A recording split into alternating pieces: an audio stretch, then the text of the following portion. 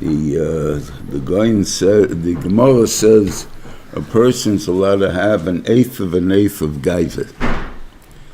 So an eighth of an eighth. Why don't you just say 64th? I mean, I don't know how you can say 64th in Hebrew, but I assume you can say 64th in Hebrew too. So why do you say an eighth of an eighth? So the Goyen says it means the eighth pasuk of the eighth sedra. Vayishlach is the eighth sedra, and the eighth pasuk is Kotonti mikol chasodni mikol emes asher sisas avdech. Means nothing. That's what it means. So the kasha, if it means nothing, what is it? You know, the whole idea of that machlekes between Rav Nachman and Rava is basically if you're allowed to have something for the position that you hold. That's the way you're learning it, Parshas. Even though the funny part is, Rav Nachman is the guy that's always the tough guy about Gaivanik, and he's the one that's saying, I don't want anything of Gaiva. And then Rav is the Nebachel guy, and he's the guy that's saying the kashif.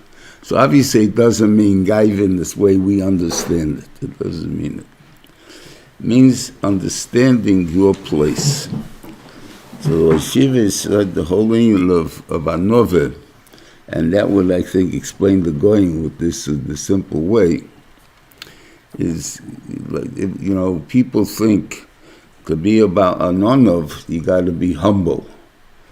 You know, I forgot who the guy was that did humble in that book, but anyway, he's. Humble was meaning the guy's a crook and the guy's a this, and he's appearing like humble, like a nothing, a nebachol, this and that. That's not humble. That's what do you call it? You're making yourself beyond what you are. If a person doesn't think much of himself, he has no self-confidence, then he can't accomplish. He has to believe he can do something, otherwise he can't do it. So therefore, it can't be that he believes he can't do it. So, therefore, that's not what humble means. Humble means it's not me that's doing it. I have nothing by myself. I got everything from the Rabbeinu Shalom. There's nothing that I have put into this. I was born with a good head, Baruch Hashem. I was born with a fantastic memory, Baruch Hashem. I was born with a fantastic tefillah, Baruch Hashem. And therefore, I can become the rabbi, I can become the gadol, I can become the scientist, I can become whatever I'm becoming. But it's because the Vayishlach put certain keiches into me, not just because I am smart, I am this, I didn't do anything. Targum even says stronger than that. When it says on the posik that Hashem knows this, you should remember Hashem Shenosan Chokeach Lasis Choyel. So you would think it means that the Rebbeinu gave you special keiches that you're able to do what you're able to do. The Targum says it means Hashem Nosen Cho Eitzel Mikna Nichsen. The whole idea of what you got, the whole chokhmah that's making you rich and stuff, all came from Hashem. It has nothing to do with you at all. You have no ability, you have no keiches at all. The idea came into your head because God put it into your head. That's the whole thing. If you remember that, so no matter how big you are, no matter how great you are, you know, it's not you. It's just a special gift that God gave you. So therefore, what are you bragging about? What are you taking credit for? You didn't do anything, right? So therefore, there's no point in taking credit. That's Kotonti mikol chasod mikol emes asher sisas avdech. That's what it means there. That whatever I did, if I did anything, you already paid me off. It doesn't make a difference. I have nothing more that I can demand. And therefore, there's no grace of godless. That what Rashi says, Moshe Rabbeinu didn't ask for anything because that's the way of tzaddikim. They don't ask, they ask for matnas chinam. What do you mean matnas chinam? The whole keches of who I am is from the Rebbeinu Shalom. The cover I got is from the Rebbeinu Shalom. The godless I got from the same. I don't know if there's a Maidla, Moshe Rabbeinu, I don't think appreciated it so much. People like power. What do you like power about? What do you want power for? You want to put somebody down? Is that what the whole gayach of power is? What's the point of power? Right? So Moshe Rabbeinu, who's the only one called Adam, Al Shal Pnei Adama, can't possibly have wanted power. Right? But he had power anyway. He was a melech. Right? There's a thing there, his word counted as anything. Right? But what is something that he wanted? No, not necessarily. It had nothing to do with him at all. And therefore his whole life has nothing to do with the covet. Therefore, that's what an onav is. And that's what we learn out to think from this pasuk. And if you learn it that way, of course, then you have to learn different shot in the Gemara. So I don't know what to tell you, but okay, that's going to be a harder part.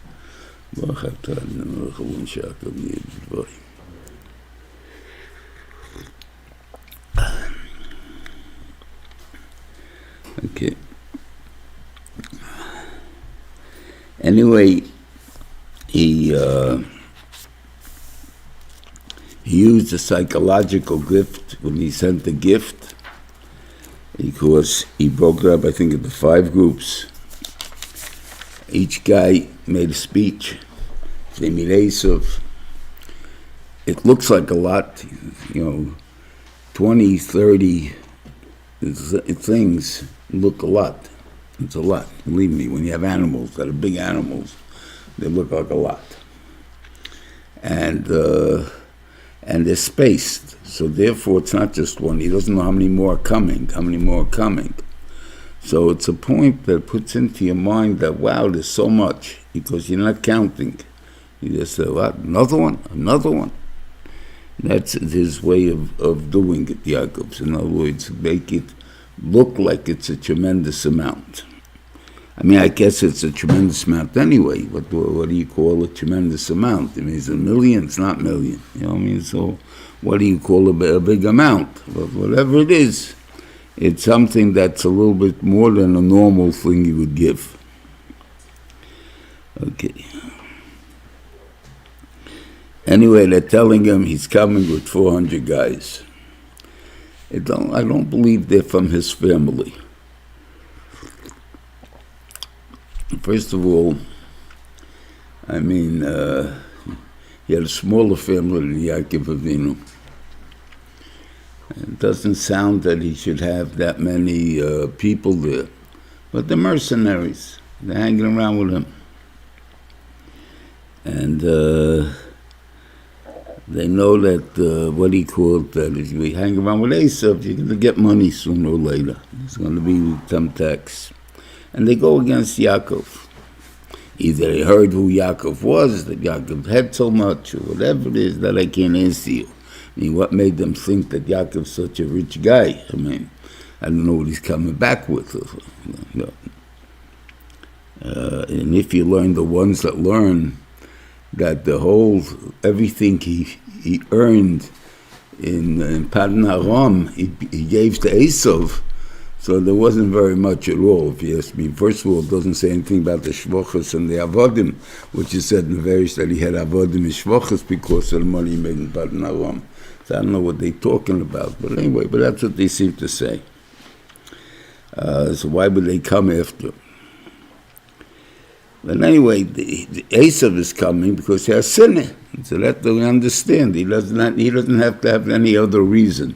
He's coming simply hates Yaakov. Therefore, it doesn't have to be because I want to rob him. It doesn't have to be because I want to take his money. I just want to get rid of him. I want to kill him. It's no kasha. But how do you get the people to join? That's the question. That you need to have hefkeres.